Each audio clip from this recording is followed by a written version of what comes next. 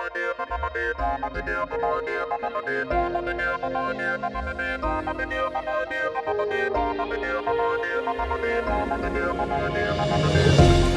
back to Volvo Ocean Race Control.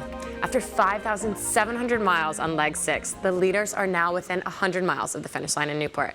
The top two within just 2 miles of each other, and sending back some incredible footage, both on deck and up above.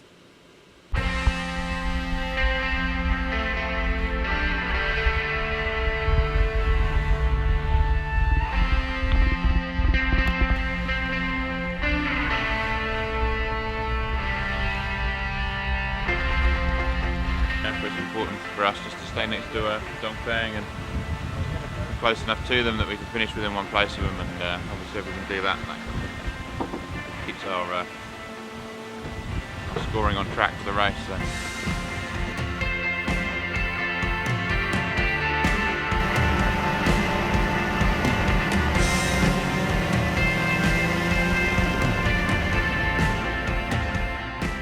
So Charles been saying that yesterday he was saying that the light spot we had yesterday was the key to this leg. Today we just had a light spot, that was the new key, and tomorrow we'll have another key. So to win this leg we don't just need one key, we need the whole key chain to make it happen.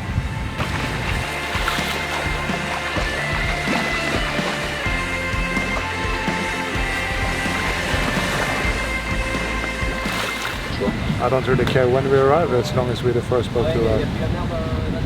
Well, Dongfeng are still in the lead right now, at least. Let's take a look at the virtual eye. Last night, the fleet compressed as the breeze died to 5 knots, sailing into the high pressure. Abu Dhabi was the first to jibe out, shortly covered by Dongfeng race team in front, with Team Brunel, Mopfre, and Alvimedica jibing thereafter in line behind.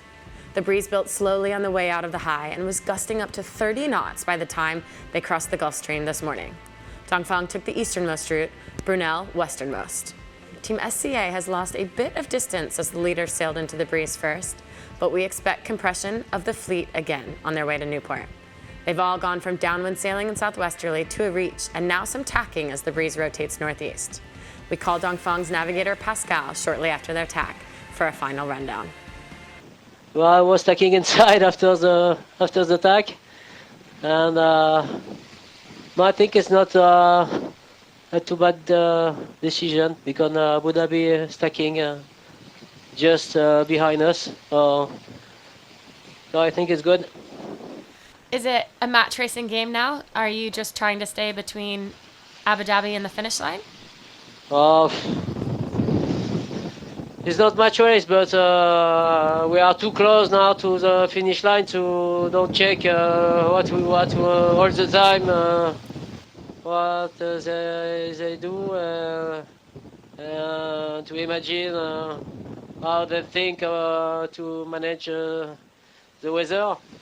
So they want us to finish first. So I'm preoccupied about Abu Dhabi. I think Brunel and the other guy, maybe they will come back in the match for if. It's a big mess when we arrive in Newport, but I can't do anything for the moment about that.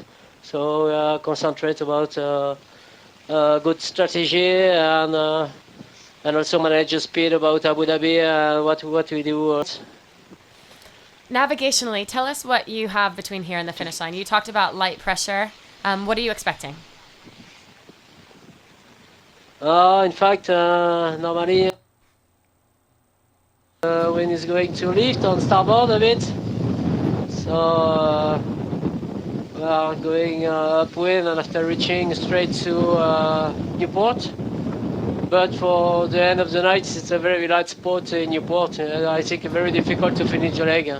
Around 3 or 4 knots, something horrible. Next up, we called the American skipper and Rhode Island native Charlie Enright and the Newport hometown onboard reporter Amory Ross. It's been a difficult 24 hours in the past as well, because you guys compressed, extended. Tell us how that affects the mood on board. It's no secret. We all know it's coming. when you sail to a high pressure, your gains, as the leaders go in, are fairly artificial, and it's a little annoying to see the losses on the back end be a little bit more astronomical than maybe we'd expected. But you know that's how it works. They earned the right to be ahead going into that system, and it is what it is. We got a couple more features between here and the finish that hopefully we can capitalize on, and it's a little frustrating, but that's life. Can you talk us through those features, what you guys are expecting between here and the finish? Right now we have the masthead 0 up and some light air, kind of fast, quote unquote fast, on the wind. Sailing to an easterly shift. Hopefully there's attack in our future. The more immediate our future, the better for us. Then we'll kind of have our last little squirt of real pressure on starboard headed towards Newport, and then we'll go wing into some sort of nebulous high pressure system just south of Block Island. There's just a lot of light air, and the gradient's really not terribly well defined, so I think it's going to be a lot of jungle ball, just pointing the bow at the mark and trying to keep the thing rolling. It's going to be a long final, less than 300 miles. Who do you think is most excited on board about arriving to the United States and to Newport? I think it depends on the next 19 to 24 hours. I think we all are. I'm particularly excited. Being from there and not having been home since Christmas, and I got a lot of family and friends that are coming in for the stopover. So pretty excited. Would like to do it in good fashion. Excellent. Well, best of luck. We hope you do it in good fashion, and a very good luck to you guys over the next 24 hours, as you said, or 19 hours, hopefully. Fingers crossed. Could you put Amo on for us? There you go. Thanks, Charlie. I can. Yeah. Thanks, Jenny. Bye. You're